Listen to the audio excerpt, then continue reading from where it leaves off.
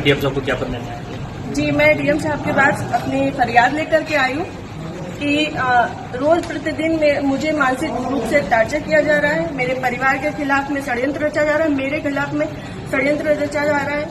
और ये षड्यंत्र के सूत्रधार जो है वो आदरणीय हमारे पूर्व सांसद सुब्रत पाठक जी, जिन्होंने हमारे गेस्ट हाउस को लेकर के हमें ये कहा कि हम भूमाफिया हैं। मैं आप सब लोगों को ये बात को अवगत करा देती हूँ कि हमारी जितनी भी जमीनें हैं 35-40 बीघे से ज्यादा जमीन नहीं, और जिसमें हम मेरे खुद के नाम पे सिर्फ 3 बीघे जमीन है। और 3 बीघे जमीन वाली महिला कैसे भूमाफिया हो सकती है? और 35-40 बीघे की जमीन में हम मेरे ससुर साहब, मेरी सासू माँ, मेरे हस्बैंड और मेरे देवर देवरानी 6 लोग आते हैं।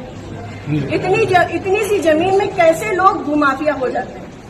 जो ये बड़ा उससे कह रहे हैं कि चपुन्ना के भूमाफिया। और रही बात मेरे गेस्ट हाउस की, राधा रानी गेस्ट हाउस की, तो आज इन्हें ये पर लग रहा है कि वो हमने सरकारी भूमि में बनाया है, अवैध जमीन पे कब्जा किया है।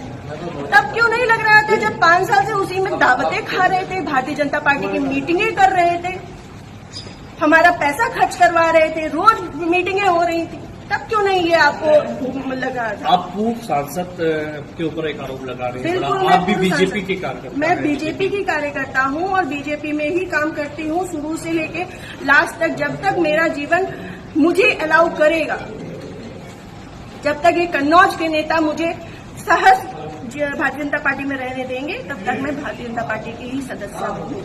पार्टी में आपने इसकी उच्च पद के लोगों से शिकायत की है? मैंने ये इस विषय के बारे में यहाँ से लेके प्रदेश अध्यक्ष तक को सबको सारी बातें पता है, और आज से नहीं पता है, ये पिछले 2 सालों से पता है। मेरे पिताजी, मेरे ससुर साहब, मेरे हस्बैंड, हम सब लोगों के लिए हत्या तक का मतलब षड्यंत्र रचा जा चुका है, और विगत के चुनाव के निर्णय के बाद ही रचा गया। पिछली 4 जून को रिजल्ट आया है,